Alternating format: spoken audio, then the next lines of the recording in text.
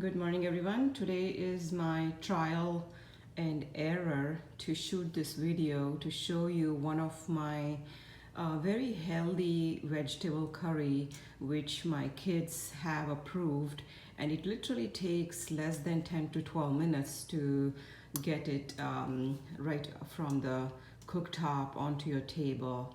And this is beetroot and paneer curry. It's a little bit of a different Americanized take on my mother's recipe of beetroot curry, which consisted of only the beetroots. One of my kids does find that beetroot has a very distinct taste. So in order to mask that, as well as to show that there is paneer, which is one of the favorites of both my kids, I have added paneer into it. And to increase the fiber content and the nutritional value, I always chop up some red peppers, yellow peppers, orange peppers, any peppers you have that increases the vegetable content and overall nutritional value. I often used to cook in the usual typical canola oil, but lately I've switched to extra virgin olive oil. And this is again my trial and slow progress towards incorporating the coconut oil into my cooking. I'm still not there yet, but I'm getting everybody's palate to get used to the coconut oil, which is very high in MCT, which is medium chain triglycerides, which is the good fat. So it's taking the world by the new rage and a fad.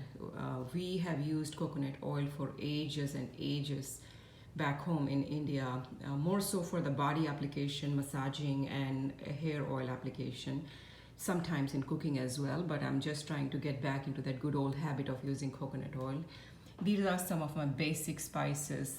That's tomato, ginger garlic paste. I use a lot of ginger garlic paste again to mask that beetroot flavor, which I was talking about, which one of my kid finds a little too intense. Then there is turmeric, coriander powder, and that's paprika, which is much milder than the chili powder, but you can use chili powder according to your spice palette, and that's salt. This is the beetroot which I use. It's already cooked, no chemicals. It's pre-packaged and it's ready to go as soon as you open. So the cook time is reduced almost by 1/4. And this is an amazing find, which I always have 1 to 4 packets in my fridge. You can use it on the salads, you can make desserts out of it, you can just eat it raw, you can add it in your soups. And one thing which I recently am doing is I'm adding a piece of it every day into my daughter's smoothie, and the color is brilliant, and the taste, you can't even find that there is a beetroot in there. So this is my Instapot. Once again, I have put it on the saute mode, and I have added some olive oil, and I'll just go ahead and get started cooking. It's hard to do this with one hand cooking, but I'll try.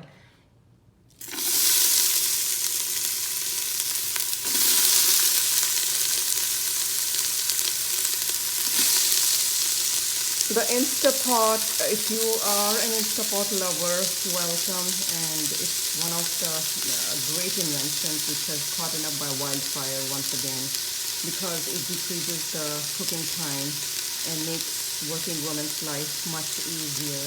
If you're new to Instapot, do read up a lot. There are some tips and the tricks on how you can use it. And on a daily basis, in my house, I have 2 Instapots. This is my 8-quart Instapot, and I have a 6-quart Instapot. I am yet to invest in a 3-quart Instapot. So you can tell me that I'm an Instapot addict and I'm an Instapot lover. So once my onions will saute, I'll add all the spices, ginger, garlic, tomatoes. Once that sautés well and gets cooked, I will add the rest of my 4 ingredients, which is beets, peppers, and cut paneer cubes. And I do have a little bit of a green chili, just again for enhancing the spice level. You can add it or not depending on what you prefer. And lastly, once my curry is all cooked up, I will add a little bit of fresh chopped coriander, and that's it. There you go. So this is a 10-minute instant beetroot paneer curry. I hope you enjoy it as much as my family does. And I do use this lid, which is one of my favorite for my Instapot saute mode cooking. I like it because it has the glass top and I can see what's happening inside. If I'm multitasking, which I am always, then I can quickly glance and ensure that nothing is getting charred and burnt inside while my attention is away. So I think that's pretty much it. And once I learn the tricks of getting the YouTube videos on, I will show you the final product, which is the beetroot curry. If I'm not able to, then I'll still post a picture. Have fun, enjoy this curry. Thank you.